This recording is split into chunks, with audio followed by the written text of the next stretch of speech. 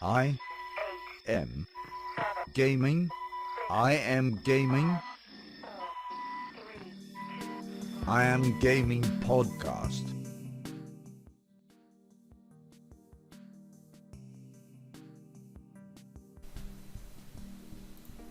Hey everybody, my name is Ivica. Thank you so much for being on the latest episode of I'm Gaming Podcast. This is a podcast about the video game industry, entrepreneurship, gaming nostalgia, cryptocurrencies, and many more things I find to be in the same realm of business and creative ventures. Like always, a huge thanks goes to my Patreon supporters. All of you make this podcast possible, and I'm completely without any doubt, without you, there would be no I Am Gaming podcast. So thank you so much. Everyone else, please check out my Patreon page and see how you can support me through small donations to continue to create I Am Gaming podcast. Any donation would be very much appreciated. This is episode 117 and it's going to be about a cryptocurrency process which I discussed a few weeks ago, which is simply why you shouldn't keep all of your crypto savings in one place without any program that allows you to increase that same amount of crypto. It's a dicey subject, it's a complicated issue and a complicated topic. However, I was fortunate enough to find a thing that I really believe is a good alternative for at least a part of your crypto savings, and an alternative I'm using in my case for Bitcoin. And this is Binance Bitcoin Flexible Savings. Binance is probably the best or the second best known cryptocurrency exchange in the world after Coinbase, of course. And it offers a huge range of alternatives and options when it comes to earning cryptocurrency with your existing cryptocurrency. So it's a range of savings, flexible savings, lock savings, farming yields and everything else. However, like I said previously in that episode where I discussed why you shouldn't leave all of your crypto in a digital wallet and forget about it, these are complicated and these are complex. However, the thing I found on Binance and its flexible savings with Bitcoin is a pretty straightforward endeavor. It basically breaks down your possibility of savings in 3 different tiers where different kind of interest rates apply. So if you give or set or lock flexible, of course you can opt out at any moment, either between 0 or 0.01 Bitcoin, you get a 5% rate for your savings. That's tier 1.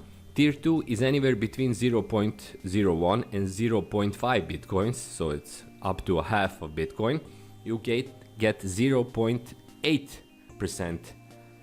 And if it's tier 3, which is above 0.5 Bitcoin, you get 0.1%. And it's a solid alternative. A minimum amount that you can invest is 0.001 Bitcoin. And if I break it down really simply, if you end up placing somewhere around 0.01 Bitcoin or a little bit below, meaning that you kind of get to almost to that point of reaching tier 2, you get somewhere around 0.0000123 Bitcoin. It's in today's market and today's prices, it's somewhere around 4 to 5 cents per day in earnings from the same flexible savings process. It's not much. However, it is something, and it's really simple. The process includes nothing more than transferring your Bitcoin to Binance and then opting in for the same, or as they call it, subscribing to BTC Flexible Savings. From there on out, you simply have your money, you get your daily interests, and the same amount of crypto keeps growing by 0.0000123 Bitcoin. It's not much, it's really a minuscule amount. It ends up on a yearly level with present prices somewhere around 20 USD or a little bit less. However, it is crucial in the sense that I already discussed. It's not something that you simply have on your digital wallet, for example, from 2017, and it stays there forever. Instead, it's slowly growing your crypto holding, and it's going to do that in the coming weeks, months. And that's important that it's happening through a really well-known and established digital currency exchange and company, which is another benefit. Also, I really like the fact that the more Bitcoin you place in the savings process, the less savings you get as profits, which makes sense because otherwise it would be kind of a dicey endeavor, dicey venture for them as a company. In this case, if you have something like, I don't know, 3 or 4 Bitcoins, you want to kind of lock into these savings, you get 0.1% on a daily basis, but it's still a lot of money, of course, because 3 or 4 Bitcoins is also a lot of money as well. So I believe that this isn't a bad idea. I'm using it. It's a good option because it's simple, it's of course flexible, and it allows you to do something with at least a part of your savings. If you have a lot bigger savings, of course it's not so one solution fits all problems, of course, but it's still something. So I would recommend that you check out the same alternative. You can use my referral code in the link below.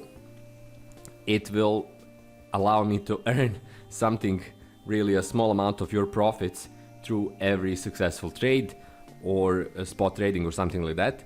So use that if you're interested. The link is in the description below and check it out. It could give you something useful for your crypto savings and your crypto holdings.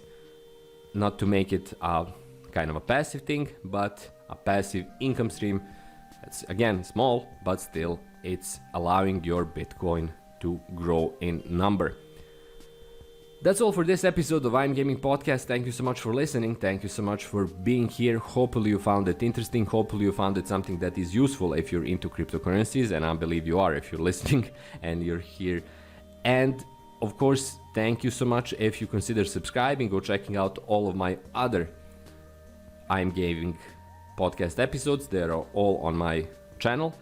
Don't forget to leave a like if you found this, again, interesting and useful. And yeah, check out Binance Flexible Savings in BTC. It might be something that ends up being a kind of a good way to grow your crypto holdings.